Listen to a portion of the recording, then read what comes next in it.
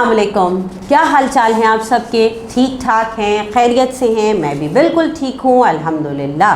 جناب ہم موجود ہیں اسلامیات کی کلاس میں، اور اسلامیات کی کلاس میں ہم نے پچھلی کلاس میں کیا کام کیا تھا؟ جی پچھلی کلاس میں ہم نے اپنے چیپٹر، اپنی کتاب کے سبق نمبر 11 کی پڑھائی کی تھی، ریڈنگ کی تھی، اور ہمارے سبق کا نام ہے پیالے میں سمندر۔ ٹھیک ہے، تو آج ہم کیا کریں گے؟ آج کی کلاس میں ہم اس سبق کی مشق جو سرگرمیاں دی گئی ہیں وہ مکمل کریں گے، یعنی ایکسرسائزز کمپلیٹ کریں گے۔ تو آپ اپنی بک اوپن کر لیجئے اور آپ آ جائیے جلدی سے پیج نمبر 43 اینڈ 44 پہ۔ ٹھیک ہے، تو جلدی سے پہلے دیکھتے ہیں کہ پیج نمبر 43 پہ ہمارے پاس کیا لکھا ہوا ہے۔ اچھا جی، سرگرمیوں سے پہلے کچھ مفید معلومات دی گئی ہیں، وہ پڑھ لیتے ہیں پہلے۔ یہاں لکھا ہے، نبی مہربان صلی اللہ علیہ وآلہ وسلم نے فرمایا، بے شک ہمارے جسم میں گوشت کا ایک ٹکڑا ہے، جو اگر اچھا ہو تو پورا جسم اچھا ہوتا ہے، اور اگر یہ بیمار ہو تو پورا جسم مرض میں مبتلا ہوتا ہے۔ جی یہ سن کے آپ کے ذہن میں آیا کہ جسم کے کس حصے کے بارے میں بات ہو رہی ہے؟ بالکل صحیح، دل کے بارے میں۔ دل اچھا ہے تو پورا جسم اچھا ہے، اور اگر دل بیمار ہے تو ہمارا پورا جسم بھی مرض میں مبتلا ہو جاتا ہے۔ آگے لکھا ہے، قرآن پاک میں اللہ تعالیٰ نے مومنوں کے دل کو ایک خاص نام سلیم دیا ہے، جس کے معنی ہیں اللہ کا حکم ماننے والا دل۔ ٹھیک ہے، دل کی بات ہو رہی ہے تو یہ بھی بتایا گیا کہ قرآن پاک میں اللہ تعالیٰ نے ہمارے دل کو ایک نام سے منسوب کیا ہے جو ہے سلیم، اور سلیم کا مطلب ہوتا ہے اللہ کا حکم ماننے والا دل۔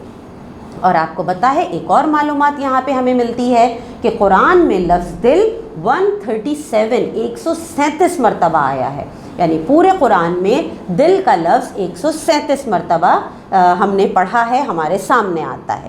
ٹھیک ہے جی، اچھا اب آگے بڑھتے ہیں، اور یہاں پہ کچھ سوالات موجود ہیں، ان پہ ہم بات کریں گے۔ آج ہم بات چیت کریں گے، ڈسکشن کریں گے، اور ان سوالات کے جوابات آپ اپنی کاپیز میں خود تحریر کریں گے مختصر طریقے سے۔ سب سے پہلا سوال ہے یہاں پہ، یہاں لکھا ہے، آپ کیا کہیں گے؟ اور اس میں پہلا سوال ہے، دل کو پیالے میں سمندر جیسا کیوں کہا گیا ہے؟ اب بتائیے، ہم نے سبق میں پڑھا تھا دل کو پیالے میں سمندر سے مناسبت کیوں دی گئی ہے، اس طرح سے کیوں کہا گیا ہے؟ کیوں؟ اس لیے کہ اس میں دل میں ہمارے سمندر جیسی گہری اور وسیع محبت بآسانی سما سکتی ہے، اس لیے اللہ تعالیٰ نے ہمارے دل کو خصوصی طور پہ بنایا ہے۔ ٹھیک ہے، ہمارا دل کتنا ہے؟ چھوٹا سا ہوتا ہے، لیکن بہت ساری چیزیں، اللہ تعالیٰ کی محبت، حضور پاک صلی اللہ علیہ وآلہ وسلم کی محبت، دین اسلام کی محبت، ساری چیزیں ہمارے دل میں سما جاتی ہیں۔ ٹھیک ہے، اچھا اب اس کا جواب آپ مختصر طریقے سے اپنے الفاظ میں اپنی کاپی میں تحریر کریں گے۔ اس کے بعد موجود ہے ہمارے پاس اگلا سوال، جس میں کہا گیا ہے کہ ہمارے لیے اللہ اور رسول صلی اللہ علیہ وآلہ وسلم کی محبت اتنی اہم کیوں ہے؟ بھئی کیوں ہے اتنی اہم؟ بالکل، ہم مسلمان ہیں، ہمارے لیے اللہ پاک اور رسول پاک صلی اللہ علیہ وآلہ وسلم کی محبت بہت اہم ہے۔ اگر ہمارے دل میں یہ محبت ہوگی تو کیا ہوگا؟ ہم سارے احکامات اللہ تعالیٰ کے مانیں گے، سنت نبوی صلی اللہ علیہ وآلہ وسلم پر عمل کریں گے، ہمارے دل میں اللہ کا ڈر ہوگا، اور آپ کو پتہ ہے یہ ڈر ہمیں اور بہادر بنا دیتا ہے۔ تو یہ اس طرح سے، اور ہمارے لیے اگر ہمارے دل میں اللہ پاک کی، حضور پاک صلی اللہ علیہ وسلم کی محبت نہیں ہوگی تو کیا ہم جنت میں داخل ہو سکتے ہیں؟ بالکل نہیں۔ اگر نہیں ہوگی تو ہم جنت میں داخل بھی نہیں ہو سکیں گے۔ تو جنت میں داخلے کے لیے یہ تو بہت ضروری ہے کہ ہم اللہ تعالیٰ سے اور حضور پاک صلی اللہ علیہ وآلہ وسلم سے محبت کریں۔ اگلے سوال پہ بات کرتے ہیں۔ اگلا سوال ہے، ہمیں ان لوگوں کا کیسے پتہ چلے گا جن کے دل اللہ اور رسول صلی اللہ علیہ وآلہ وسلم کی محبت سے بھرے ہوئے ہیں؟ کیسے پتہ چلے گا؟ کون لوگ ہوتے ہیں وہ؟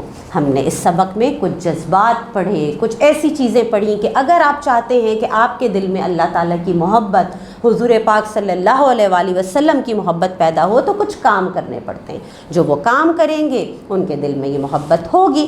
اور کون کون سی چیزیں ہوتی ہیں؟ جس کے دل میں اللہ کا خوف ہوگا، اللہ تعالیٰ سے معافی کی امید ہوگی، اللہ اور اس کے رسول کا نام اور ذکر سن کر جسے خوشی محسوس ہوتی ہوگی، اور وہ ہر وقت اللہ اور اس کے رسول کا شکر ادا کرتا ہوگا، وہ یقیناً وہ شخص ہوگا جس کے دل میں اللہ اور اس کے رسول صلی اللہ علیہ وآلہ وسلم کی محبت موجود ہے۔ ٹھیک ہے جی، اب آ جاتے ہیں آخری سوال پہ۔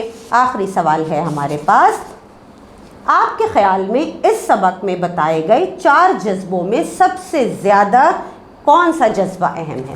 ہم نے اس سبق میں دیکھا کہ اس سبق میں 4 جذبوں کی بات ہو رہی تھی۔ کون سے جذبے تھے وہ خوف، امید، اللہ خوشی، اور اللہ اور اس کے رسول صلی اللہ علیہ وآلہ وسلم کا شکر۔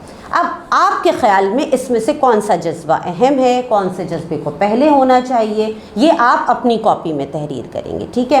اللہ کا ہر وقت شکر ادا کرنا چاہیے، خوف بھی ہونا چاہیے، امید بھی ہونا چاہیے، ساری چیزیں آپ کیا سمجھتے ہیں، آپ سب اپنے الفاظ میں اسے تحریر کریں گے۔ اب چھوٹی سی ایک مشق آپ کے پیج نمبر 44 پہ موجود ہے، اسے ہم مل کے پڑھ لیتے ہیں۔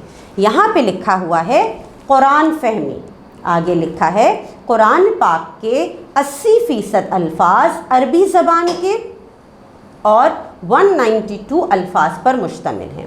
ان میں 12 الفاظ یہ ہیں، ان الفاظ کے معنی سمجھیے، اس کے بعد آپ قرآن مجید کو عربی زبان میں سمجھنے کے قائل ہو جائیں گے۔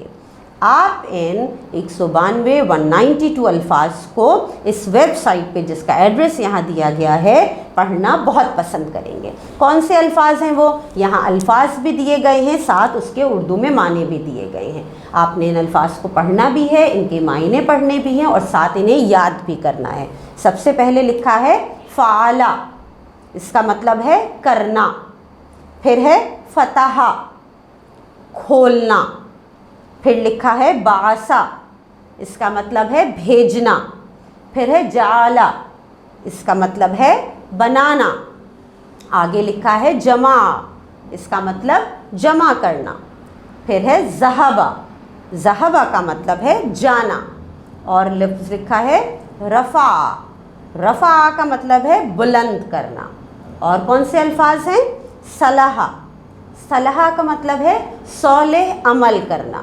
اس کے بعد موجود ہے لعنا، لعنا کا مطلب لعنت دینا، پھر ہے نفع، نفع کا مطلب فائدہ پہنچانا، نفع پہنچانا، نصرہ مدد کرنا، اور آخری ہے بلغا پہنچنا۔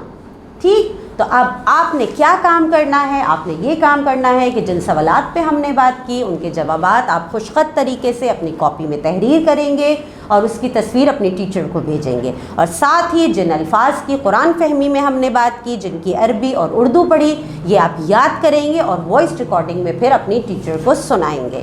تو آپ یہ سارا کام مکمل کریں، ہم ملتے ہیں انشاءاللہ آپ سے اگلی کلاس میں۔ اللہ حافظ۔